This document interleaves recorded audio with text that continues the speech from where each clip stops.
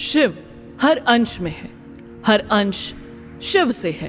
कहते हैं ना, जो एक बार शिव का होता है, शिव सदैव के लिए उसके हो जाते हैं। शिव की आराधना संपूर्ण जीवन चलने वाली एक यात्रा है। शिव ही त्रिलोकों के राजा हैं और शिव की भक्ति ही तीन लोकों की यात्रा है।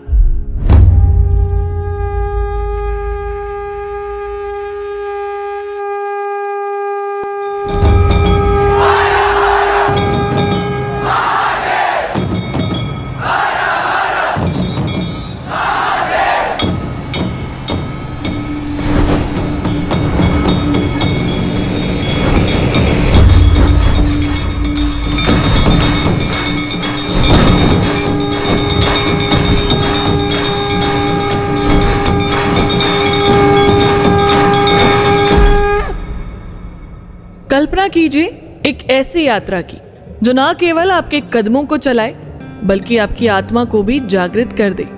एक अलौकिक, अद्वितीय और ऐतिहासिक यात्रा जिसने देश के प्रमुख शिव मंदिरों को एक सूत्र में पिरोकर शिव का वंदन किया, जिसका ना आदि है ना अंत, वही शिव है। जहां हर कदम पर शिव की गूंज हो, हर मोड़ पर शक्ति की अनुभूति और हर क्षण भक्ति में डूबा हो।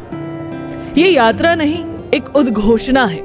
12 ज्योतिर्लिंग, 4 धाम, 12 शक्तिपीठ के आह्वान की, आस्था, संस्कृति और ऊर्जा के महासंगम की।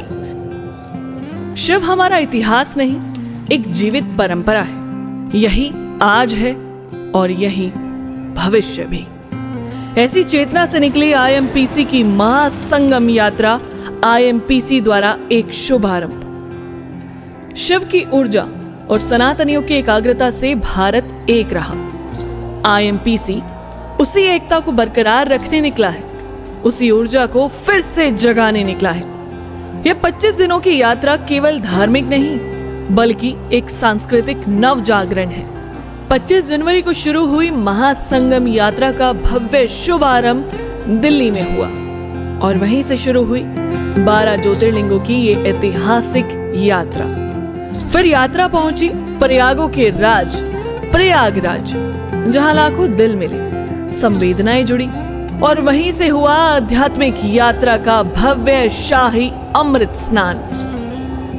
संगम के पवित्र तट पर शिव के शंखनाद से प्रारंभ हुई महासंगम यात्रा आईएमपीसी की एक ऐसी पहल जिसमें जुड़ा था शक्ति, श्रद्धा और शिव का अनंत रूप। 25 जनवरी को अमृत स्नान कर यात्रा निकल पड़ी 13,000 किलोमीटर का सफर तय करने केवल 25 दिनों में। यात्रा पहुंची शिव की प्रिय नगरी काशी। गंगा, वरुणा और अस्सी के संगम पर विश्वनाथ ज्योतिर्लिंग की छाया में बनारस की रूह जाग उठी। शिव का आशीर्वाद लेकर यात्रा बढ़ी बैजनाथ धाम की ओर। हर पड़ाव एक नई अनुभूति, हर मंदिर एक नया आशीर्वाद।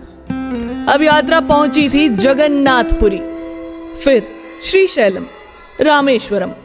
उत्तर दक्षिण की सीमाएं लांघती हुई यात्रा पहुंची घृष्णेश्वर और त्र्यंबकेश्वर, जहां शिव और पार्वती की पूजा से भक्ति ने एक नया उत्साह इस यात्रा को दिया। सोमनाथ और द्वारकाधीश, जहां शिव और कृष्ण की एकता ने श्रद्धा को स्वरूप दिया। और फिर उज्जैन, महाकालेश्वर, जहां समय चलता रहता है लेकिन महाकाल सदा स्थिर रहते हैं। आईएमपीसी का ये यज्ञ इतिहास को परंपरा में परिवर्तित करने में सफल रहा और उसी भावना को आईएमपीसी ने अब अभ्यास में उतारा है। श्री दीप सिहाग सिसाई, आईएमपीसी के राष्ट्रीय महामंत्री, उनका विश्वास था अगर शिव को समाज के केंद्र में लाना है तो केवल आयोजन नहीं, यज्ञ करना होगा, साधना करनी होगी। इन्हीं के मार्गदर्शन में आईएमपीसी का प्रमुख उद्देश्य बना 108 प्राचीन मंदिरों का पुनरुद्धार, जिन्हें आगे चलकर शिव शक्ति केंद्रों के नाम से भी जाना जाएगा। ये केंद्र केवल पूजा स्थल ही नहीं, यहाँ भक्ति, शिक्षा और सशक्तिकरण तीनों एक साथ चलेंगे। इन केंद्रों में कौशल विकास, डिजिटल लाइब्रेरी और सनातन ज्ञान का संग्रह भी होगा।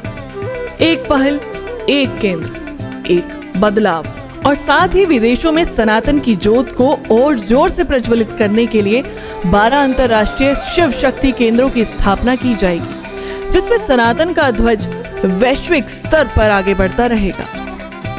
जब आत्मा और श्रद्धा एक हो जाते हैं तो कोई भी शक्ति उन्हें रोक नहीं पाती। आईएमपीसी की ये यात्रा 17 फरवरी को वर्ल्ड रिकॉर्ड बनाकर सनातन के मानचित्र पर महासंगम यात्रा का परचम लहरा रही है।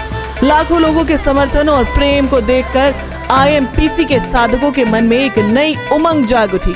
महादेव के आशीर्वाद से आईएमपीसी ने एक नई पहल शुरू की। महादेव के लिंग स्तंभ से आशीर्वाद प्राप्त 12 त्रिशूल और महासंगम में पूजित 108 त्रिशूलों का महापूजन प्रयागराज में संपन्न हुआ। ये महापूजन 28 फरवरी से 2 मार्च तक चला, जिसे नाम दिया गया भगवा त्रिशूल महापूजन, और यहीं से आरंभ हुई भगवा त्रिशूल यात्रा, एक नया अध्याय। आईएमपीसी ने संकल्प लिया इस यात्रा की अनुभूति करोड़ों लोगों तक पहुंचे। 120 त्रिशूलों की स्थापना शिव शक्ति केंद्रों में की जाए। ऐसे ही विभिन्न लोगों को साथ लेकर ये यात्रा निकल पड़ी। सब अपने घरों से शिव के घर की ओर चल पड़े। 7 राज्यों से होकर गुजरती ये यात्रा एक चेतना बन गई। ये शिव की महिमा का जीवंत प्रतीक था।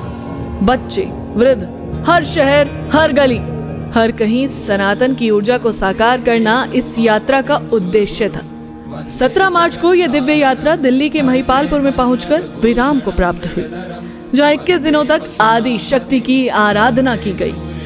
जब इन त्रिशूलों की छांव में कोई खड़ा होगा तो केवल शिव को नहीं, अपने असली स्वरूप को देखेगा।